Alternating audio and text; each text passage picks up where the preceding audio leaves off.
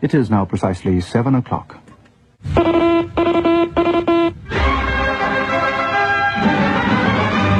Springbok Radio presents World News and Africa Survey.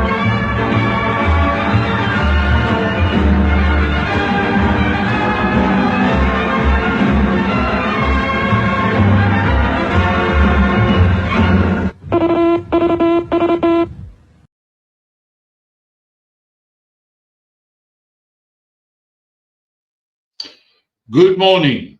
My name is Wynand de Tooy, and today is Wednesday, the 26th of November 2025, all the way here from the edges of the Kalahari Desert, from Upington in South Africa. It is a fact that whatever happens in the world will also eventually affect us here in South Africa. And if we look at what is happening with the current war between Ukraine and Russia, it is clear that Donald Trump is still pursuing peace.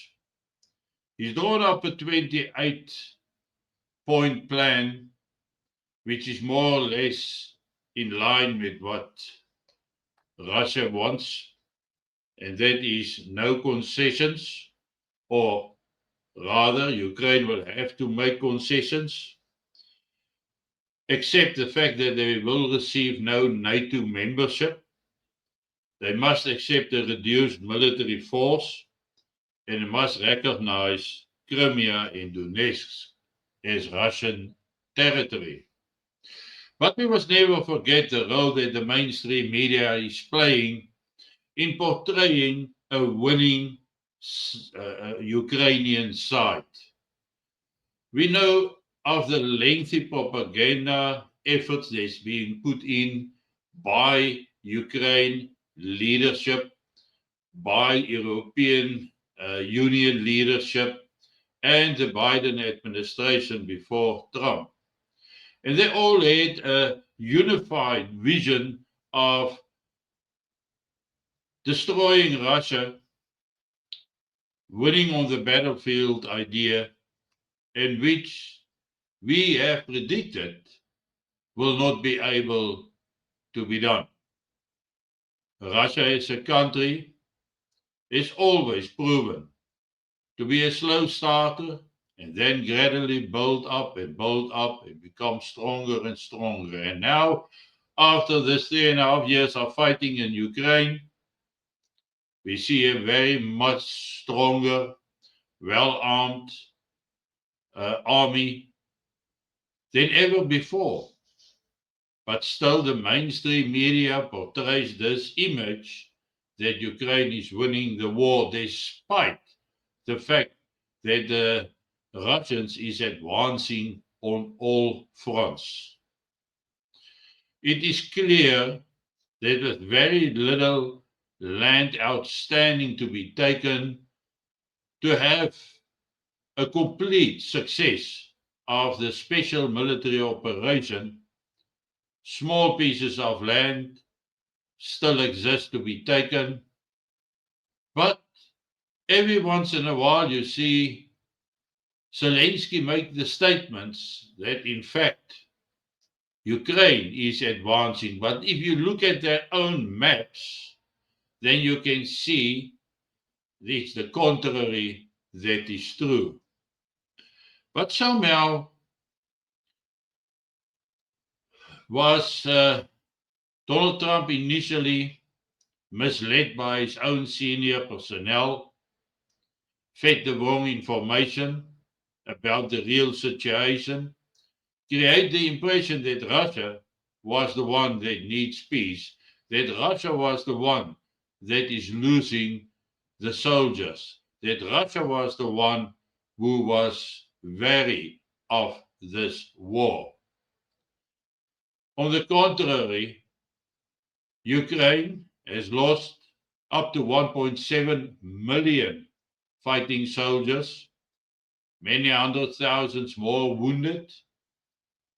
We can see it in the way that they are exercising their recruitment, how they are recruiting people, innocent people from the streets, from their works, and force them into uniform to be on the battlefront within a week after being forced entry into the Ukrainian army.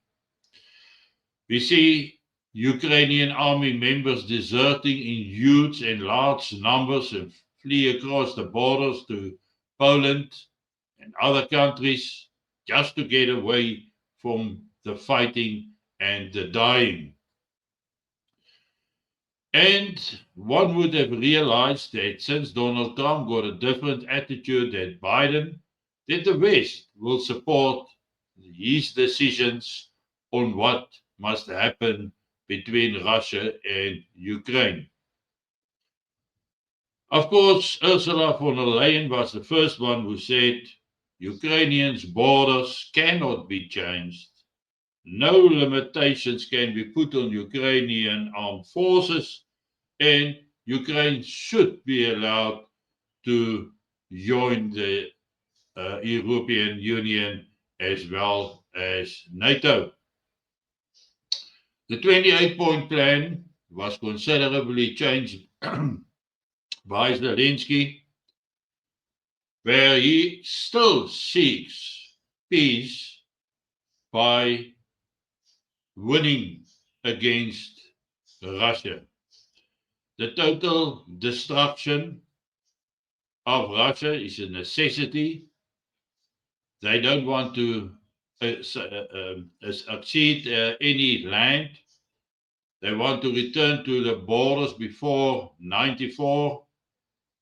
And all the points which is for Russia of importance, Russia who is winning is exactly the opposite that Ukraine wants.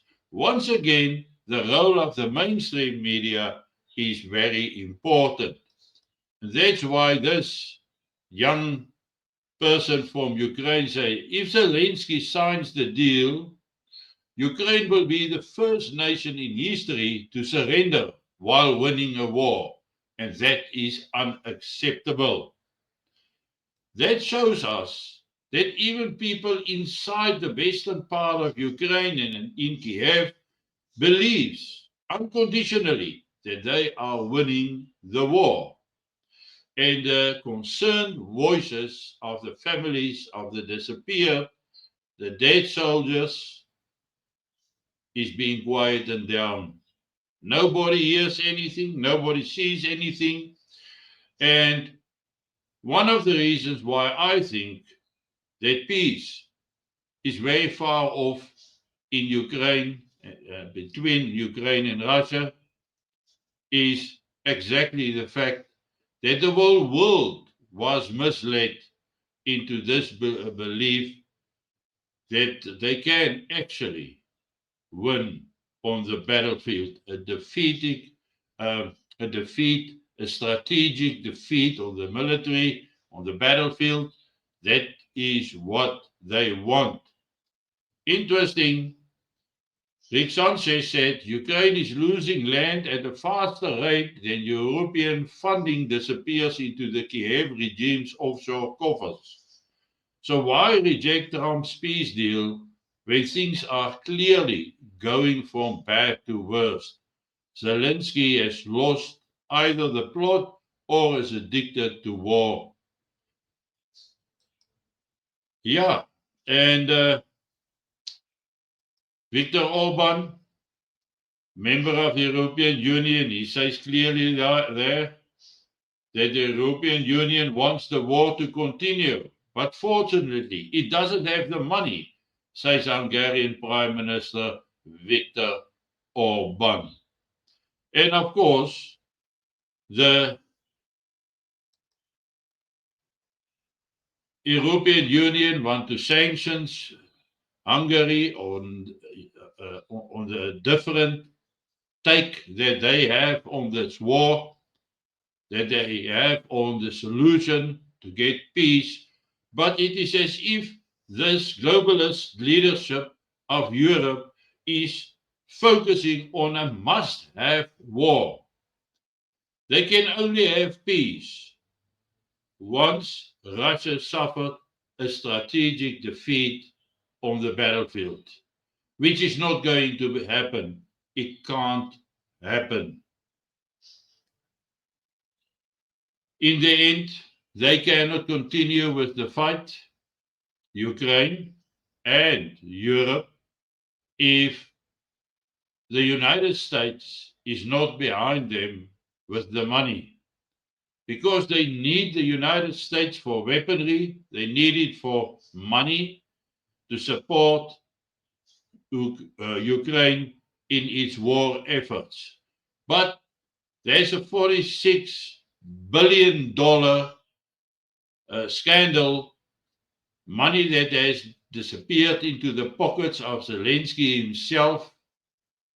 It's one of the biggest corruption scandals ever in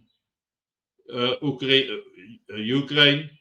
And the point is, nobody in the West is saying a thing, and no mainstream media is covering this scandalous corruption.